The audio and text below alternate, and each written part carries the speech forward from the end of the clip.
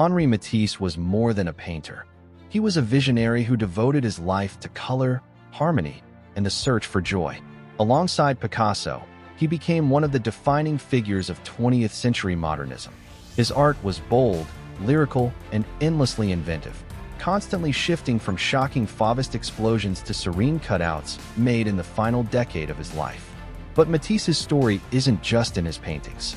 It's written in the exhibitions that introduced him to the world, shows that scandalized critics, inspired generations of artists, and helped transform modern art from a radical idea into a global movement.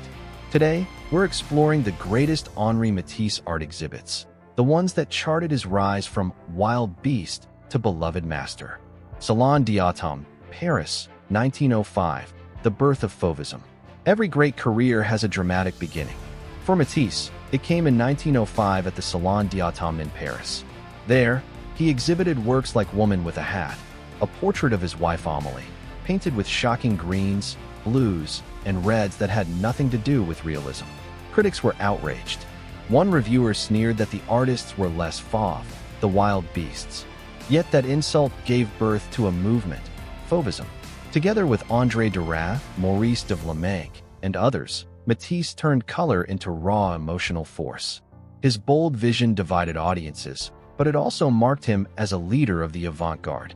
The 1905 Salon was more than just an exhibition. It was a declaration of war against tradition, and Matisse was at the front line. Armory Show, New York, 1913. America meets modern art. In 1913, Matisse's work traveled across the Atlantic to the Armory Show in New York, the first major exhibition of modern art in the United States. His pieces shocked American audiences even more than they had Paris. Critics ridiculed works like Blue Nude, Souvenir of Biskra, calling them grotesque. But younger artists and intellectuals were electrified. The Armory Show introduced modernism to America, and Matisse became one of its leading figures abroad. Though controversial, this exhibit helped cement his place as an international revolutionary. Exposition Internationale des Arts Décoratifs, Paris, 1925, Decorative Power. By the 1920s, Matisse's art had evolved. Gone were the raw Fauvist explosions. In their place came flowing lines, rhythmic patterns, and decorative harmony. At the 1925 Exposition Internationale des Arts Décoratifs, the same event that gave us the term Art Deco, Matisse presented large-scale decorative works, including mural designs and textiles. These exhibits showed another side of him, not just as a painter, but as an artist capable of merging fine art with decoration.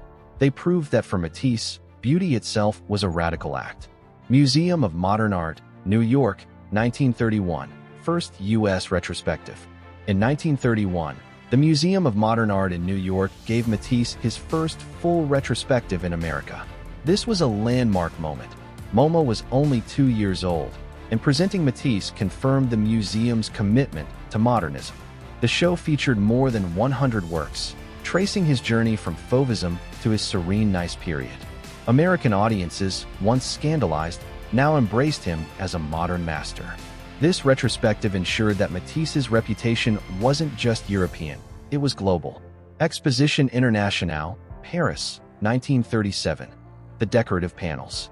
For the 1937 Exposition Internationale in Paris, Matisse created 2 massive decorative panels, the dance and the music, commissioned by the city.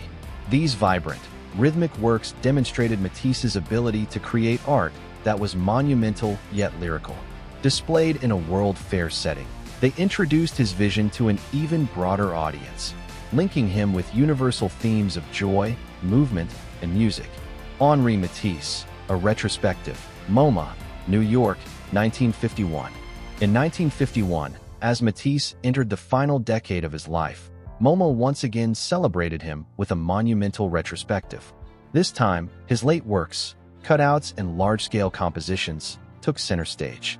Pieces like Jazz, with its paper cutouts of acrobats and dancers, showed how Matisse had reinvented himself after illness made painting difficult. Critics hailed the exhibit as proof of his genius. Even in old age, he was innovating, simplifying, and reaching new heights. Chapelle du Rosaire de Vence, France, 1951, the artist's own sacred space. Perhaps Matisse's most personal exhibition wasn't in a museum at all, but in a chapel. After recovering from cancer surgery, Matisse designed the Rosary Chapel in Vence, France. Its architecture, stained glass, murals, and vestments. He called it his masterpiece. When the chapel opened in 1951, it revealed another side of him, not just a painter of joy, but a creator of spiritual environments. The luminous blues, greens, and yellows of the stained glass filled the chapel with light, turning it into a living artwork. Grand Palais, Paris, 1970. Posthumous celebration. 16 years after his death in 1954, Paris's Grand Palais hosted a massive retrospective of Matisse's career. With hundreds of works on display, it gave audiences a full view of his evolution, from early Fauvism to late cutouts. The show reaffirmed his place as one of the greatest artists of the century. Younger generations discovered his radicalism, while older fans revisited his beauty and serenity. Tate Modern and MoMA, London/New York, 2014. The Cutouts. One of the most celebrated Matisse exhibitions of recent times was The Cutouts, co-organized by Tate Modern in London and MoMA in New York in 2014. This blockbuster show brought together more than 100 of his paper cutouts, including iconic works like The Snail and Blue Nude 2. Visitors were stunned by the vibrancy and freedom of these late works. Far from being a sad compromise after illness, the cutouts revealed Matisse at his most liberated and joyful. Critics called it one of the greatest exhibitions of the decade. Why these exhibits matter? Each of these shows revealed a different Matisse. The wild beast of 1905, the international modernist of 1913, the decorative innovator of the 1920s, the serene master of the 1930s and 1940s, the spiritual architect of Vence, the late genius of the cutouts. Together, they show why Matisse remains essential. He proved that color could be its own subject, that beauty was a revolutionary force, and that art could be both radical and life-affirming.